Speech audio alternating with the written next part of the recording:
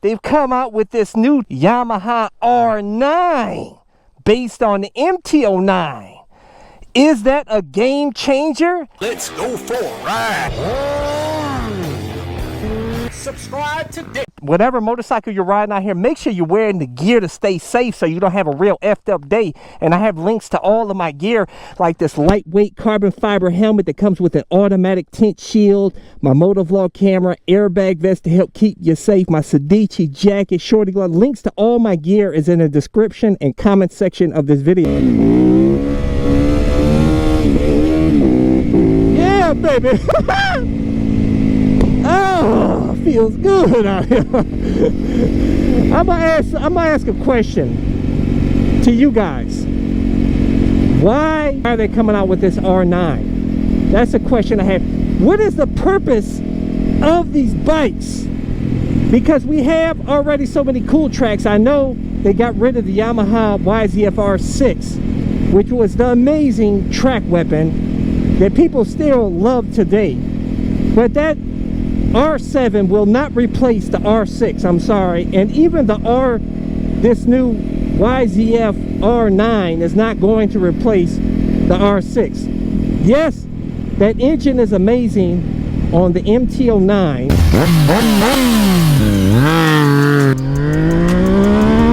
Oh no! But the engine had lots of great torque and bottom end and mid-range on the bike. And I really enjoyed riding that bike, but I grew to not really like it as much because, I don't know, I just didn't really gel with the bike. Now that they've come out with this new Yamaha R9 with the MT-09 engine, and it looks cool, kind of looks like the R1 look, just like the R7, and I just don't understand what the purpose is, you know? Why? The question I have why is because the bike, yes, the bike looks more pretty than the MT-09, and you know, I get that, but it's uncomfortable, man. I mean, what you're in the race, more of the race position with the sport bike, you know. And it's not a bike that you're going to be touring around the streets on here. So what exactly is the bike for? Is it just because it's a cooler looking sport bike that it's got a great street engine in it? I just can't figure it out. Like, I don't understand. Why? Would I consider getting the new R9 or the R7? No, not really, man. I know that it appeals to like a lot of you new riders out there. You see the bike, you're like, oh, that's cool. It's more pretty than the you know, MT-09, and it's got that awesome engine and everything. But I'll tell you, you'll probably enjoy yourself more on the MT-09. You know what I'm saying? Because it's in a more upright seating position. It's more comfortable. The number one reason why I bought my MT-07 instead of the R7 is because it's much more comfortable out here on the streets, and you get the same power. So why would you get R7 or an R9? But I'll tell you guys that you would probably be better off just getting a Supermoto. I know I've talked about it in many videos and I preach it every time, but you know, I've had a lot of different bikes, guys. Now, I've had the sport bikes. Out of all those bikes, this 450 Supermoto was the most fun ever. That you can cruise on, rip on, throw around the corners, go ride off-road. Cheap to insure, cheap, easy to fix yourself. You don't worry about scratching the bike up. It's just total bliss, you know, total bliss. Busting wheelies, feeling good out here, baby. Extra good out here. So you tell me, guys, tell me in the comments, why would you buy a Yamaha R7 or a Yamaha R9? Please tell me, what is the purpose of those bikes besides they look cool and it's got cool engines on them? What is the point when you already can get an MT-07 or get an MT-09 that's much more comfortable? And you know, I just don't get it.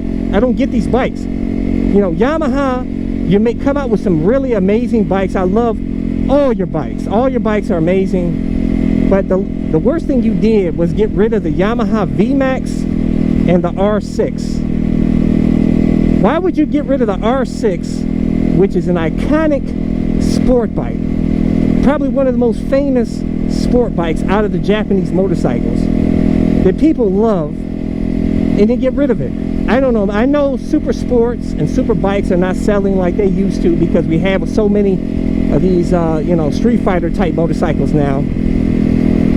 But still, that R6 was like a renowned track weapon, man.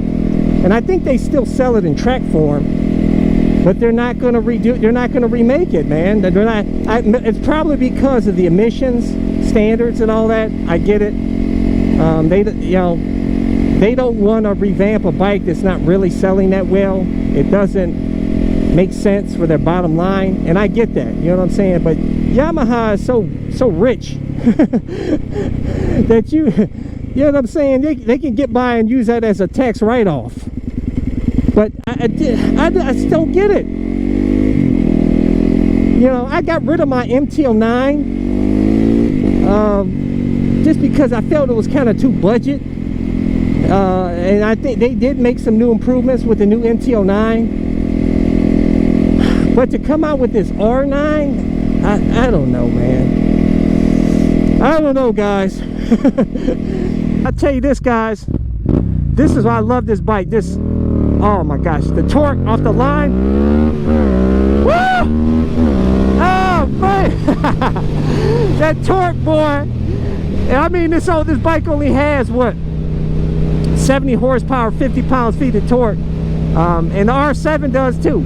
And you're gonna get that same grunt and feel on the R7 as you do on this MTL7. But I tell you, riding the MTL7 out here on the city streets is going to be a whole lot more friendlier as far as your comfort. The R7, you're going to be more in the race position. You know what I'm saying? Would you choose the R7 or the MTL7? And if so, why? Oh man, this thing rips!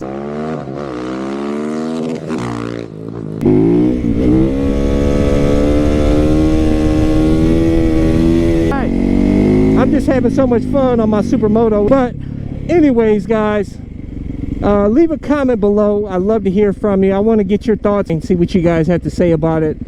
Really appreciate all you guys. Make sure you subscribe to my All Over Motorcycle channel. Make sure to hit the thumbs up. Really helps my channel. Share this video. Comment.